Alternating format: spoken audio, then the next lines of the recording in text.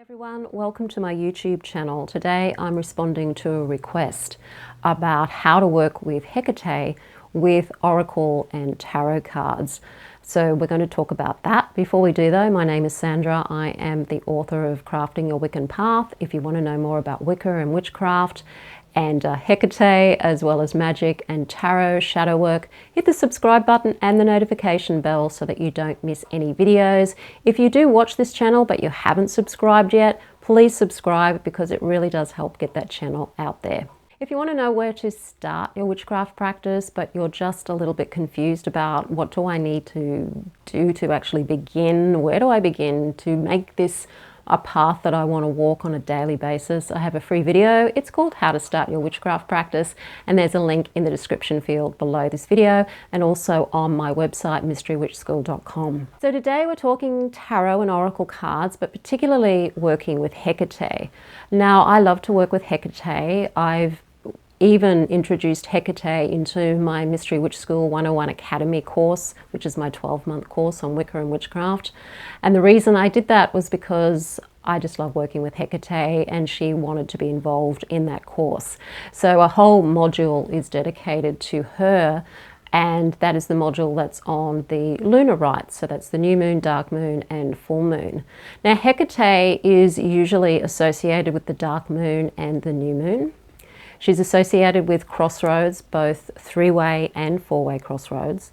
She's often referred to as the goddess of witchcraft, the goddess of the underworld, or one of the goddesses of the underworld, and protection, and also navigating through the underworld, navigating crossroads or crossroads in your life. So when you've got decisions to make or choices to make, she can help you navigate those things. And so Hekate's a really wonderful deity to work with. Now there's a lot of scary stuff out there about her and a lot of myths around about her, which can often scare people from working with her. And when I've introduced her to my Mystery Witch School Academy students, some of them have been a little scared to work with her, but when they started working with her, they found that she was actually a really great deity to work with. She can be a deity that will kind of take you to beyond your comfort zone if you ask her to. If you're working with her on shadow work particularly, she will take you out of your comfort zone, but she always helps you navigate your way through that, because it's the only way to get from here to here sometimes is to actually get out of your comfort zone. And so she's wonderful to work with when you're doing shadow work and to get you out of those comfort zones. But all you have to do is ask her for help and she will immediately give you assistance. Like, she is a fast working deity, believe me. And she has other spirits and other deities working with her as well. Now the way that I like to work with Hekate is working with tarot and oracle cards. Now there are oracle cards out there that are centered around Hekate. I've had a quick look at them on the internet at times. I personally don't own any of those decks because I just haven't found the artwork to be, it just doesn't really speak to me. So I haven't purchased any of those decks. But if you have any of those decks, certainly use them in this method. And it's a very simple method that I use. I'll go through some of the decks that I use towards the end of the video. My cat is here, so I'm hoping she's not going to want to go outside while I'm in the middle of doing this. So, do you want to come and join us, Seven? Okay, the very first thing I do is I work with Hekate pretty much every day. So I set up a sacred space or a circle. I do what's called a circle of light, and that's where I focus in on my heart chakra and bring light into my heart and see that light filtered out all around me. This is a method that I teach in the Mystery Witch School 101 Academy and also in my daily practice course, The Ultimate Guide to Starting a Wiccan Practice That Works. You can find all of these courses in the description field below this video and also on my website. So I start with that because it sets me up to connect with myself and to create a sacred space physically and psycho-spiritually at the same time. It takes me out of the cares and worries of the mundane world, and it puts me into a sacred space where I know that I'm going to have the time to connect with myself and also with Hekate. I then will do an invocation to Hekate. Now there's many different ways you can do this. I sometimes will just work with Hekate, like ask her to be present. You can use some of the traditional invocations to Hekate from Greek history. They're pretty easy to find on the internet. I have a daily practice in my Mystery Witch School 101 Academy in Module 8, where they work with Hekate on a daily basis using that particular daily practice. So there's an invocation in that practice to Hekate. We do mantra to Hekate as well. You don't have to do mantra, but I like to do mantra sometimes, not always. And when I sort of feel, I imagine that she is there in front of me, so I visualize her being there. I feel into her presence of being there. If I have a question to ask, I will ask her about whatever I'm experiencing at the time. So whatever I need to know, I will ask her that question for her to help me get clarity about a certain situation, for example. And then I will pull a tarot card, or sometimes I might do a 3-card reading, which gives me an indication of the current situation and the future possibilities from that. Or sometimes it's just a single card that I'll pull, and then I will also pull an oracle card as well. I like to use oracle cards with my tarot a lot. I will then really meditate on that card. I will look at the card and I will go to the first thing I see on that card, and then I'll start to tell myself a story about it, like what it's saying to me or what I'm feeling. Sometimes I will write it down in my journal as I go. And a good way to work with this is that, my cat's here meowing, I wonder if you can hear her.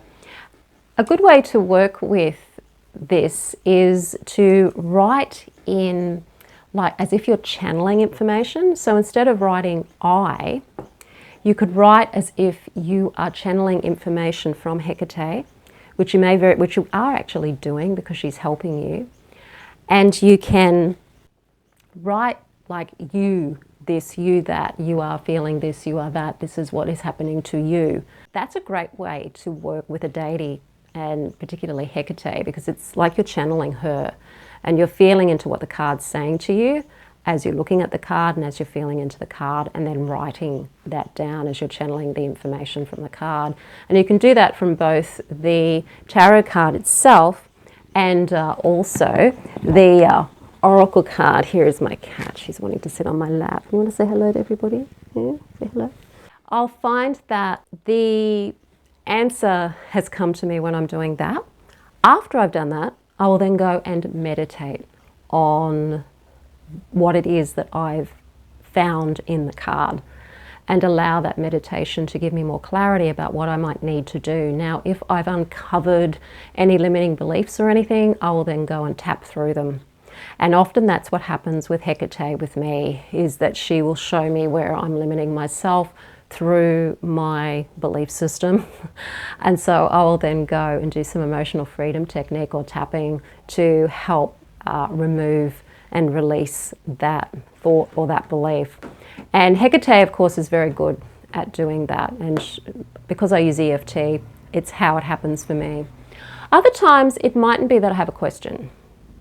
I might have already done some tapping on something earlier, and so I'm wanting clarification about what I've discovered about my new way of thinking and new way of being. Because when you do any kind of reprogramming of your brain or changing of beliefs, you actually start to feel and see things differently. You perceive things differently. And so I may want some sort of confirmation or clarification about what this new perception or this new view is about, or how that's going to affect me. You know, well, how is this new feeling that I now have, now that I've released this old limitation, How is this going to show up in my life? How is this going to change things for me? So once again, I'll pull the card or 3 cards, usually a tarot card, an oracle card, and I will do the same process I did before, where I will find the first thing I see in that card and I will start to tell a story about what that is saying to me and write that down. So I use that method for either a question or for confirmation. Now, at the end, when I've finished, when I feel that I've got all the information that I need, that I've released what needed to be released, I will then give offerings to Hekate. So I will give her offerings of like a goddess oil or any of the essential oils that I use. Sometimes it might be also water or any leftover wine or anything that I may have, which I don't have very often because I don't drink wine. And use those as offerings at the end of the rite or the ritual. Now, there is traditional offerings that you can give Hekate to. There's a traditional Hecatean supper or a dipnon, and that usually consists of things like red wine, it could be eggs, it could be honey, garlic, pomegranates, those sorts of things. And so you can give that to Hekate as a supper too. But if you're working with her every day, like I tend to do, you sort of don't need to be doing that. But when you're getting to know Hekate, it's good to do that for a few months at a dark moon or a new moon, to have that dipnon and to offer that supper. Now, some people say that once you start doing dipnons and once you start offering Hekate suppers, that you've got to do it for the rest of your life or Hekate will get really angry. That's a load of rubbish. It's just simply not true. I don't know where that belief came from.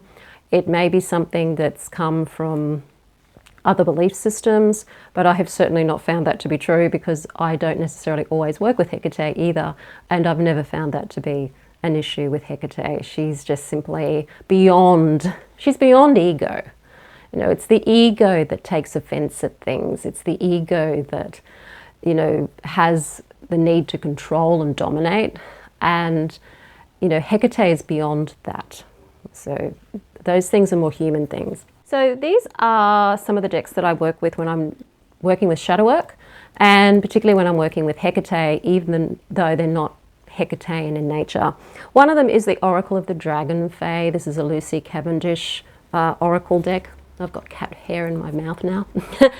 It's a great deck to work with if you're questioning archetypes or something that you're stepping into, or some type of new way of being that you're stepping into. There's another Lucy Cavendish one too, which is the Oracle of Shadows and Light. This is really good if you're wanting to get clarity about a situation that is very much hidden from you, that you're maybe not seeing, or that's difficult for you to see. So that's a really good deck to work with. I also like the Magical Herb Oracle, because Hekate is associated with a lot of the herbs, particularly the poisonous ones. This is a really great oracle to work with too. And this one is by Cheryl and Darcy there. And when I'm doing tarot with Hekate, I go to my good old deck, the Mythic Tarot by Juliet Sharman Burke and Liz Green, because there is a moon card in this deck, and that is Hekate. She is the moon in this deck, and even though she's not a full moon deity, she is being represented by the moon in this tarot deck, and it is a Greek tarot deck, so it fits in with her Greek connections and her Greek history. So I love working with that deck when I'm working with Hekate. So this is the deck I work with, and then I'll just work with one of the other oracle cards that I happen to have there at the same time. So you're just really doing the same practice with your tarot you'd normally do when you're doing a tarot reading. It's just that you're asking Hekate to be present, you're asking her to help you, you might even be directly asking her a question or asking her for confirmation, and allow the tarot cards then to answer the question and connect with her. So I hope you found that helpful. And if you do want to learn Wicca and Witchcraft with me and experience working with Hekate, do take a look at the Mystery Witch School Academy 101.